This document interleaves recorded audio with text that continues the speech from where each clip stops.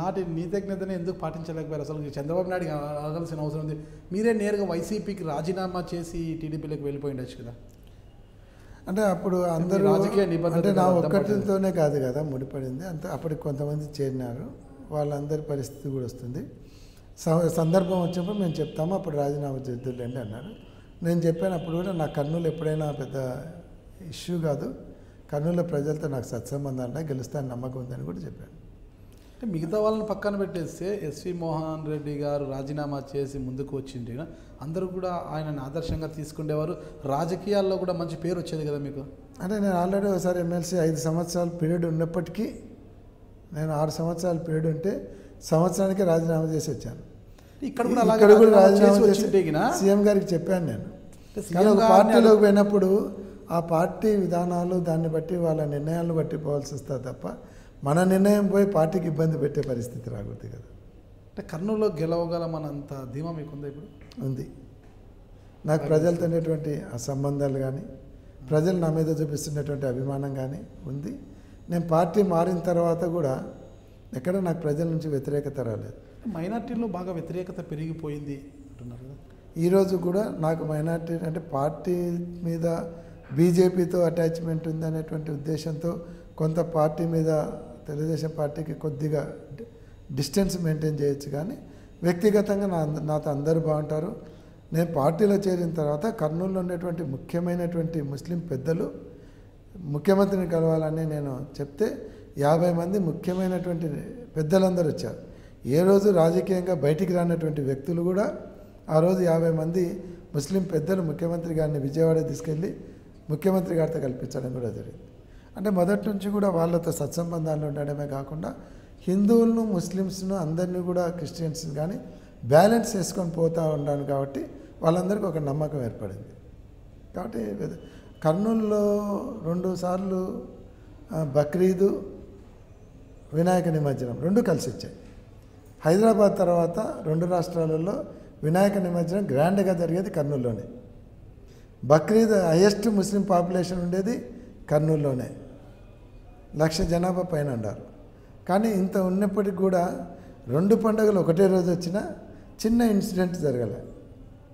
అంటే ముందు అట్లా ఆర్గనైజ్ చేసుకున్నాం. అంటే నమాజ్ టయాన్ని కొద్దిగా ప్రీపోన్ చేయించి 1 గంట, నిమజ్జనం పోయే టయాన్ని 1 గంట లేట్ చేయించి ఎక్కడ ఇద్దరు ఎదురు పడకుండా ఆర్గనైజ్ చేసుకొని పెద్దలతో, హిందూ పెద్దలతో ముస్లిం పెద్దలతో మాట్లాడి ఆర్గనైజ్ చేసుకొని సెటప్ చేసి 2 సంవత్సరాలు వచ్చినా చిన్న ఇన్సిడెంట్ లేకుండా కర్నూలులో మేనేజ్ చేయగలిగారు.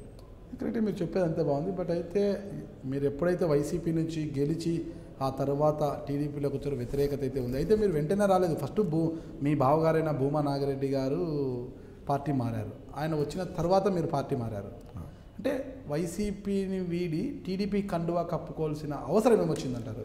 అంటే ఆడ ఒకటి ముఖ్యంగా జగన్మోహన్ రెడ్డి గారు వ్యవహార శైలి కూడా దీంట్లో మనం కొంతవరకు పరిగణలోకి తీసుకోం. అంటే ఏదైనా చెప్తే ఆయన తీసుకునేవాడు, సలహాలు తీసుకునేటువంటి అలవాట్లేదు, ఎవరిని సలహాలు అడగరు. జనరల్గా లీడర్ అనేవాడు ఒక నిర్ణయం తీసుకునేటప్పుడు డిస్కషన్ చేసి డిసిషన్ తీసుకుంటారు. అంటే సన్నిహితులతో, అందరితో కాకపోవచ్చు, ఓ 10 మంది 5 మంది సెలెక్టెడ్ లీడర్స్ ఉంటారు, వాళ్ళతో డిస్కస్ చేసి డిసిషన్ తీసుకుంటారు. జగన్మోహన్ రెడ్డి గారి దగ్గర ఎట్లయిందంటే డిసిషన్ తీసుకొని మీరు డిస్కస్ చేసుకోండి అని చెప్తారు.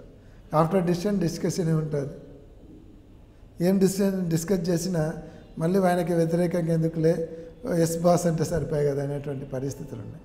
వైసీపీ నుంచి బరిలోకి దిగక ముందు జగన్మోహన్ రెడ్డి గారి యొక్క నైజం మీకు తెలియదా?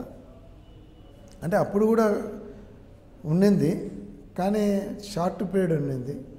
ఆ రోజులలో మేము ఎలక్షన్ హడావుడిలోనే ఉంది. నేను పార్టీలు చేరినాక దాదాపుగా 16 నెలలు ఆయన జైల్లో ఉండేటువంటి పరిస్థితి ఉన్నది. బయటకు వచ్చిన తర్వాత 6 నెలల్లోనే ఎలక్షన్లు వచ్చినాయి. ఆ హడావుడిలోనే ఉన్నది. ఇంత ఇది ఉంటుంది. కానీ అసెంబ్లీలో కూడా మేము చాలాసార్లు చెప్పేవాళ్ళం, మనం క్వశ్చన్ అవర్ అనేది అపోజిషన్ పార్టీకి ఒక చక్కటి అవకాశం, గవర్నమెంట్ను నిలబెట్టేదానికి, సరైన సమాధానం తెప్పుకునేదానికి, గవర్నమెంట్ను ఒక రకంగా ఇరుకొన పెట్టేదానికి కూడా చక్కటి అవకాశం. దాన్ని మనం వదులుకోకూడదని నేను చెప్పాను. మనం గొడవ చేయాలనుకుంటే ఆఫ్టర్ క్వశ్చన్ అవర్ చేద్దామంటే కూడా దాన్ని కూడా ఒప్పుకునేవాడు కాదు. ఎప్పుడు ఆల్మోస్ట్ అసెంబ్లీ జరిగిన ఈ 3 సంవత్సరాలలో క్వశ్చన్ అవర్ జరిగినది చాలా తక్కువ సమయం. ప్రీవియస్ అసెంబ్లీ సమావేశాలు చేసుకుంటే క్వశ్చన్ అవర్ క్యాన్సిల్ అయిన రోజే ఉండదు. ఇక్కడ క్వశ్చన్ అవర్ జరిగింది హార్డ్లీ ఒక 10% కూడా జరిగింది వర్కింగ్ డేస్లో.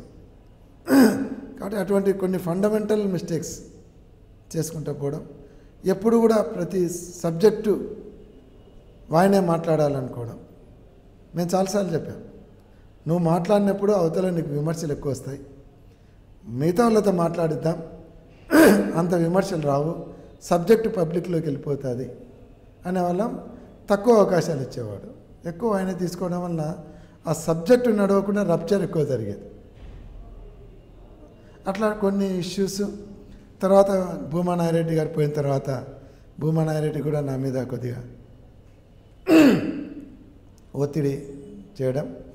రెండోది నా మీద కూడా అఖిలప్రియ మీద మా చిన్నాన్నను పోటీ పెట్టాలనేటువంటి ఆయన స్ట్రాంగ్ ఒపీనియన్ తీసుకొని నా మీద చాలా ప్రెజర్ పెట్టాడు.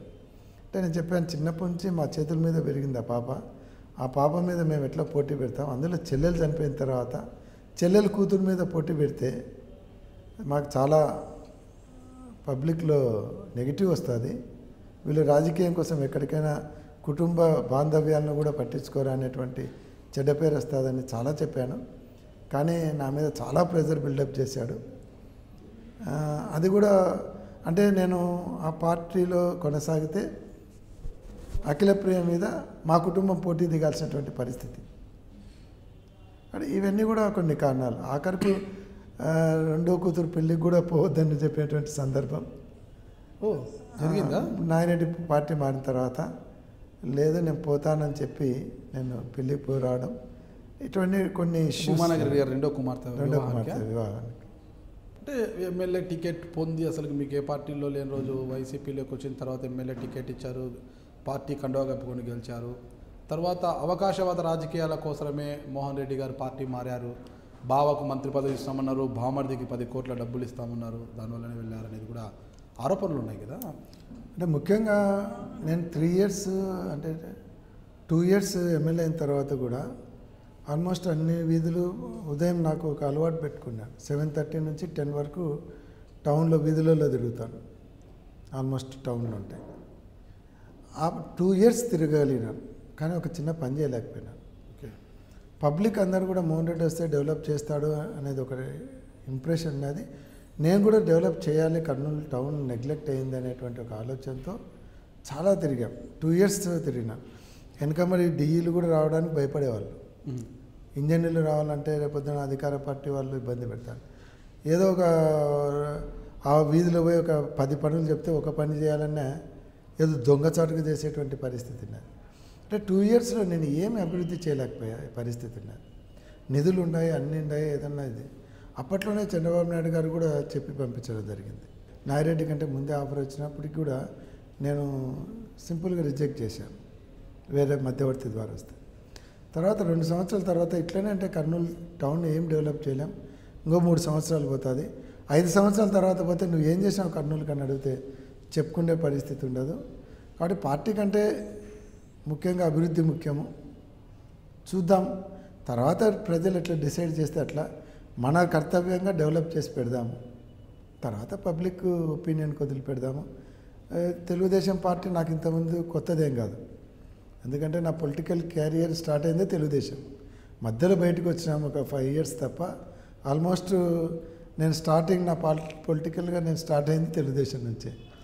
స్టేట్ వైస్ ప్రెసిడెంట్గా నేను, జిల్లా యూత్ ప్రెసిడెంట్గా నేను, స్టేట్ యూత్ వైస్ ప్రెసిడెంట్గా అన్నాను. ఇప్పుడు అమర్నాథ్ రెడ్డి మినిస్టర్ గారు స్టేట్ ప్రెసిడెంట్గా అన్నాడు, తెలుగు యువత, నేను వైస్ ప్రెసిడెంట్గా. అట్లా స్టేట్ అంతా తిరిగినాం. అప్పట్లో టీఆర్ఎస్ వాళ్ళు రాజీనామా చేస్తే ఎల్లారెడ్డి ఎలక్షన్లకు ఇన్ఛార్జిగా నన్ను పంపించాడు చంద్రబాబు నాయుడు గారు. అట్లా తెలుగుదేశం పార్టీలో మొదటి నుంచి నాకు అందరి నాయకులు తెలుసు, మొదటి నుంచి తిరిగినవాళ్ళు. మధ్యలో బయటకు వచ్చినాం. అంటే ముందు డెవలప్మెంట్ చేద్దాం, ఇట్లానే అంటే ఏమి ఉపయోగం లేదనేది ఒకటి. రెండోది అక్కడ ఈ ప్రెజర్స్, ఈ రెండు. ఇంకా డబ్బులు అంటారా, మొదటి నుంచి డబ్బులు చూడని ఫ్యామిలీ కాదు మాది. ఎందుకంటే నేను పుట్టేసరికి 62లో నేను పుడితే 64లోనే ఆళ్ళగడ్డలో సినిమా థియేటర్ కట్టించాము అప్పట్లోనే. ఓకే. దాదాపుగా ఇప్పటికీ ఉందా థియేటర్? ఉంది. అది పడగొట్టి మళ్ళీ కొత్తది కట్టించాం. దాదాపుగా అప్పట్లోనే మాకు 250-300 ఎకరాలు కేసీ కెనాల్ కింద మాగానే ఉండేది. ఓకే. ఓ పెద్ద ఫ్యామిలీ మాది పొలిటికల్గా మా ఫాదర్ చిన్నప్పుడే పచ్చపాస్ కాలేజ్ మద్రాసులో చదివేవాడు. అది ఫేమస్ కాలేజ్. అప్పట్లోనే ఎలక్షన్లు, స్టూడెంట్ సెక్రటరీ ఎలక్షన్లకు 10,000 ఖర్చు పెట్టినారు ఆ టైంలోనే. 56లో ఫాదర్ ఆళ్ళగడ్డ సర్పంచ్, 72లో ఇండిపెండెంట్ ఎమ్మెల్యే, 72లో మా చిన్నాన్న సర్పంచ్ అయితే ఆయన మొన్నటి వరకు కూడా ఇనానిమస్ సర్పంచ్ ఆళ్ళగడ్డ అంత పెద్ద టౌన్కు. ఫాదర్ మళ్ళీ 3 times ఎమ్మెల్యే అన్నాడు, మంత్రిగా అన్నాడు, స్టేట్ కోఆపరేటివ్ బ్యాంక్ చైర్మన్గా అన్నారు. ఇన్ని పదవులు చేసినా ఏ రోజు ఫ్యామిలీకి కరప్షన్ విషయంలో కానీ ఈ డబ్బుల విషయంలో కానీ ఎప్పుడు రాలేదు. వాళ్ళు ఇచ్చే 5 కోట్లు 10 కోట్లకు పార్టీలు మారాల్సినటువంటి పరిస్థితి లేదు. ఎందుకంటే మంచి ప్రాపర్టీస్ ఉన్నాయి, ఈ రోజుకి ఇంత పెద్ద కాంప్లెక్స్ ఉంది, అన్నీ ఉన్నాయి. ఎప్పుడు కూడా ఎథిక్స్ ఎప్పుడు చేసుకోలేదు. డబ్బుల కోసం అనేది కాదు, డెవలప్మెంట్ యాక్టివిటీస్ ఒకటి. రెండోది నాకున్నటువంటి ఆ పక్క ఈ అఖిల మీద పోటీ పెట్టడము, ఈ పొలిటికల్గా ఫ్యామిలీ సఫర్ అయ్యేటువంటి పరిస్థితి, ఇవన్నీ చూసి మారాల్సి వచ్చింది. మారిన తర్వాత కూడా చంద్రబాబు నాయుడు గారు కూడా చెప్పారు అప్పుడు నాకు, నువ్వు రా డెవలప్ చేద్దాం, నాకు మంచి హ్యాండ్ ఉన్నట్టుంటుంది, నువ్వు అడిగినన్ని ఫండ్స్ ఇస్తాను, కర్నూలు ఒకప్పుడు క్యాపిటల్ అది, కర్నూలు డెవలప్ చేద్దాము, నీకు అవుట్రైట్గా సపోర్ట్ చేస్తానని చెప్పడం జరిగింది. నేను వచ్చిన తర్వాత రెగ్యులర్గా వచ్చే ఫండ్స్ కాకుండా దాదాపుగా 180-200 కోట్ల రూపాయలు చంద్రబాబు నాయుడు అదనంగా ఇవ్వడం జరిగింది. ఎందుకంటే ఒక కాన్స్టిట్యున్సీకి రెగ్యులర్గా వచ్చే ఫండ్స్ కాకుండా 200 కోట్లు పైబడి ఇవ్వడం అనేది నాట్ ఏ స్మాల్ థింగ్. ఏం చేశారు 200 కోట్ల నిధులు? అంటే వివిధ ఇప్పుడు టెండర్ స్టేజ్లో కొన్ని ఉన్నాయి, కొన్ని పనులు స్టార్ట్ అయినాయి, కొన్ని పనులు జరుగుతూ ఉన్నాయి. ఏమేమి పనులు అవి? ఇప్పుడు మేము చాలా రోడ్స్, డ్రైన్స్ ఇవన్నీ కూడా జరిగినాయి. మొన్న SC/ST గ్రాంట్లో మా కార్పొరేషన్ వాళ్ళు 20 కోట్లు పంపించారు ప్రపోజల్స్, 20 కోట్లు కావాలని. నేను మంత్రి గారితో మాట్లాడితే మీ వాళ్ళు 20 ఇచ్చినారు, అంతకంటే ఎక్కువ ఇవ్వలేమన్నారు. ముఖ్యమంత్రి గారి దగ్గర పోయి చెప్తే 55 కోట్లు ఇచ్చారు SC/ST గ్రాంట్. అది ఇప్పుడు టెండర్ స్టేజ్లో ఉన్నాయి. దానికంటే ముందు GOAP కింద స్పెషల్ ఫండ్స్ కింద 50 కోట్లు ఇచ్చారు.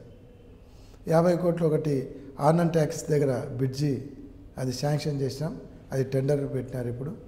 తర్వాత విజయవనం దాన్ని డెవలప్ చేయడానికి 15 కోట్లు కేటాయించినాం, అది కూడా ఇప్పుడు టెండర్లో ఉంది. తర్వాత కొన్ని మెయిన్ రోడ్స్ అన్నీ కూడా డెవలప్ చేయడం జరిగింది. కృష్ణా పుష్కరాలు, మా కర్నూలు పుష్కరాలు లేవు, కృష్ణా నది పక్కనే పోవడం లేదు, తుంగభద్ర పోతుంది. కానీ కృష్ణా పుష్కరాలు కానీ మాకు కూడా ఇవ్వండి కృష్ణా పుష్కరాలు అని అడిగితే నా కర్నూలు టౌన్కు 16 కోట్లు ఇవ్వడం జరిగింది. ఇట్లా వేరియస్ ఫండ్స్ అన్నీ కూడా, ఒకటి బ్రిడ్జికి 19 కోట్లు, శుద్ధబాగ్ అని ఒకటి టౌన్లో పోతుంది, దానికి 39 కోట్లకు శాంక్షన్ రాయడం జరిగింది, అది ప్రాసెస్లో ఉంది. అంటే ఈ రకంగా దాదాపు 200 కోట్ల పైన ఇచ్చినాడు.